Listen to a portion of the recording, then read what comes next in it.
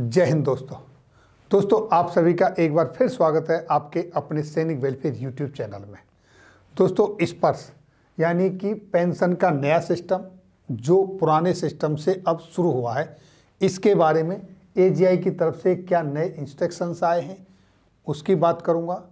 दूसरा, pre and post 2016 यानी कि 2016 से पहले वाले और 2016 के बाद पेंशन आए हुए सभी पेंशन भोगियों के लिए स्पर्श में अगर किसी तरह की कोई प्रॉब्लम आ रही है, उसका समाधान नहीं हो रहा है, तो आपके नियर बाई जो सर्विस सेंटर हैं स्पर्श की तरफ से 983 यानी कि भारत सरकार ने 983 service centre all over India में खोले गए हैं।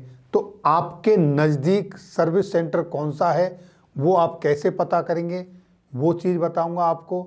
दूसरा, आपका डेटा स्पर्श में चला गया या नहीं गया उसको आपने कैसे पता करना है उसकी जानकारी दूंगा।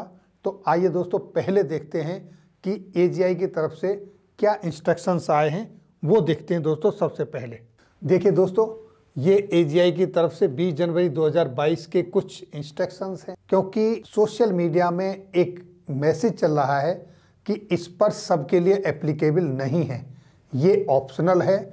जो लोग चाहें वो स्पर्श में जा सकते हैं, अपना डेटा ट्रांसफ़र करा सकते हैं, और जो लोग ना चाहें वो नहीं जा सकते। ये आपकी यानी पेंशन भोगी की मर्जी के ऊपर है, लेकिन ये सही नहीं है।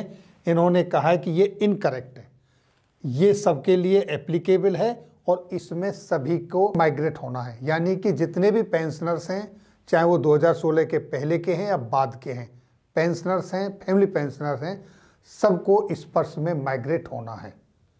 तो दोस्तों अभी तक जो स्पर्श में डेटा माइग्रेट हुआ है वो पोस्ट 2016 यानी कि 1 जनवरी 2016 के बाद वालों का, जिस दिन से 7वां पे कमीशन लगा है उन लोगों का डेटा ट्रांसफ़र हो रहा है, ऑलमोस्ट हो चुका है।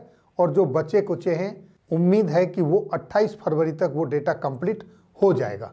अब दूसरे पहलू पर चलते हैं दोस्तों जो पेंशन भोगी जिनको स्पर्श की सर्विस सेंटर की ज़रूरत है, जिनका काम नहीं हो पा रहा है, किसी तरह की कोई प्रॉब्लम आ रही है और उनका हेल्पलाइन नंबर से भी कांटेक्ट नहीं हो पा रहा है, समस्या का समाधान नहीं हो रहा है, वो किस तरह से सर्विस सेंटर को इस्तेमाल करेंगे, क्योंकि ऑल ओवर इंडिया में 983 सर्विस सेंटर स्थापित किए गए हैं।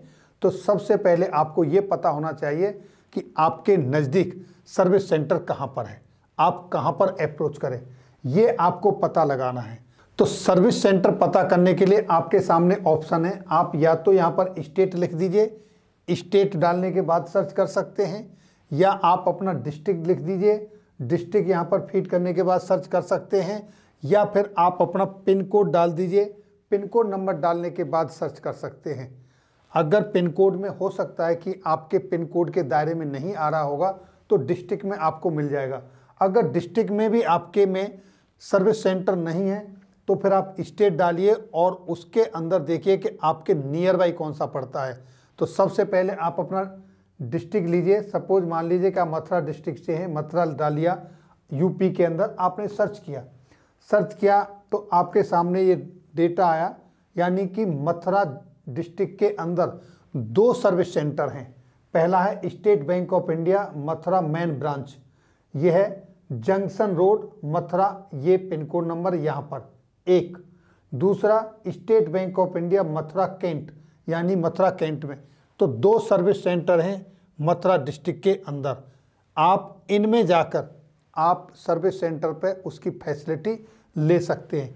इसी तरीके से अगर आपका मान लीजिए दूसरा कोई डिस्ट्रिक्ट है आपका, तो दोस्तों एक और एग्जाम्पल लेते हैं आंध्र प्रदेश का हैदराबाद डिस्ट्रिक्ट का। यहाँ पर डालिए दोस्तों हैदराबाद और फिर इसको दोस्तों सर्च कर दीजिए, सर्च में डालें। सर्च किया आपने तो आपके सामने यहाँ पर आया डीपीडीओ हैदराबाद, यानी हैदराबाद डीपीडीओ मासब टैंक तेलंगाना राज्य, जो कि हैदराबाद से आंध्र प्रदेश से कटअप हुआ है, दूसरा राज्य बना है, वहाँ पर ये सर्विस सेंटर है। तो आप जैसे हैदराबाद या सिकंदराबाद वहाँ के नियर बाई जो हैं वो इस सर्विस सेंटर पे जाके अपनी सेवा ले सकते हैं, अपनी समस्या का समाधान करा सकते हैं। जो सर्विस चाहिए वो सर्विस सेंटर पे जाके अपना काम करा सकते हैं। तो दोस्तों इस तरीके से आप अपने नियर बाई सर्विस सेंटर को ट्रेस आउट कर सकते हैं और वहाँ जाकर अपनी सेवा ले सकते हैं। अब दूसरी सर्विस देखते हैं दोस्तों, इसी तरीके की दूसरी सर्विस कि आप किस तरीके से पता करेंगे कि आपका डेटा ट्रांसफ़र हो गया या नहीं हुआ, आप माइग्रेट हो गए स्पर्श में पुराने पेंशन सिस्टम से या अभी नहीं हुए हैं। ये आप बीच में कभी भी पता कर सकते हैं। ये पता करने के लिए जब आप सर्विसेज पर जाएंगे तो उसके बाद आप देखिए यहाँ पर ये आपके सामने ऑप्शन खुल के आया, सर्विस।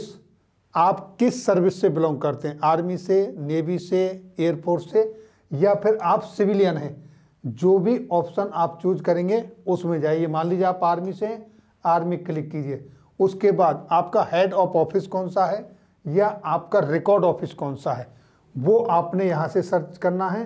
ये जब आप सर्च करेंगे तो उसके बाद आपको आपका रिकॉर्ड ऑफिस, जैसे ROAMC मान लीजिए इधर से हैं, आर्मी AMC से हैं। उसके बाद आपने यहाँ पर अपना PPO नंबर फीड करना है कि आपका PPO नंबर क्या है। जैसे मैंने कई लोगों के अभी तक चेक किए, उनके निकल के आ रहे हैं। मान लीजिए ये PPO नंबर हमने यहाँ पर टाइप किया। तो इस तरीके से आपने सर्विस चूज की, आपने अपना head office, record office choose किया, आपने अपना PPO नंबर फीड किया। अब देखिए आपका PDA, आप पेंशन कहाँ से लेते हो, CPCD, DPDO, बैंक कहाँ से ले रहे हो, उस पर चूज कीजिए। जैसे बैंकर्स हैं तो बैंक से। I am not a robot यहाँ क्लिक कीजिए, ये क्लिक करेंगे। उसके बाद आपने वैलिडेट एंड प्रोसीड पर जाइए। तो अब यहाँ पर निकल के आया दोस्तों, PPO enter does not exist in our database, यानी कि यहाँ पर जिस बंदे का मैंने PPO नंबर डाला है उनका डेटा अभी माइग्रेट नहीं हुआ है। तो इनके पास जो PPO इंटर किया उसका डेटा नहीं है। या तो ये वजह हो सकती है, या दूसरी वजह ये हो सकती है कि अभी तक उनका डेटा इन्होंने अपने यहाँ पर प्रॉपर फीड नहीं किया है, वो आपको मिल नहीं रहा है, या आपके इंटरनेट की थोड़ी बहुत प्रॉब्लम हो सकती है, उस वजह से आपको डेटा नहीं मिल पाया है। तो ये थी जानकारी दोस्तों इस वीडियो में। आप यहाँ इस तरीके से अपना डेटा माइग्रेट हुआ या नहीं हुआ वो पता कर सकते हैं। आपके नियर बाई जो सर्विस सेंटर है, जहाँ से आप सर्विस केयर सेंटर, जैसे आजकल मोबाइलों के हैं, लैपटॉप के हैं, आपकी गाड़ियों के हैं, इसी तरीके से आपके लिए 983 service centre all over India में खोले गए हैं। आप वहां जाकर इसकी सर्विस ले सकते हैं। तो दोस्तों ये थी जानकारी आज की इस वीडियो में। फिर मिलेंगे किसी नई जानकारी के साथ अगली वीडियो में। तब तक के लिए दोस्तों जय हिंद, जय भारत।